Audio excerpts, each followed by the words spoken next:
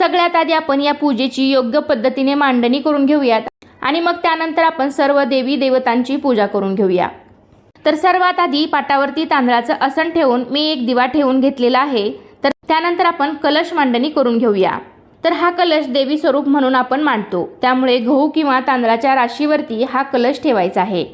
तुम्ही तांदळाने पाटावरती स्वस्तिक किंवा अष्टदल कमळ काढून सुद्धा त्यावरती हा कलश ठेवू शकता। तर मी एका प्लेटमध्ये तांदूळ घेऊन त्यावरती हळदी कुंकू वाहून हा कलश ठेवलेला आहे। कलशावरती हळदी कुंकवाने स्वस्तिक आणि 5 नाम देखील मी आधीच ओढून घेतलेले आहेत। कलशामध्ये 80% पाणी भरून घेतलेलं आहे। तर त्या कलशामध्ये हळदी कुंकू, अक्षता, 1 रुपयाचं नाणं, सुपारी आणि 1 फूल टाकायचं आहे। त्यानंतर कलशामध्ये मी 5 प्रकारच्या झाडांच्या पानांच्या डहाळ्या लावलेल्या आहेत। त्याचबरोबर देवीला मी असं छान वस्त्र घालून घेतलेलं आहे। देवीचा मुखवटा मी नारळाला बांधलेला आहे। तर देवीला छान असे दागिने सुद्धा मी ते घातलेले।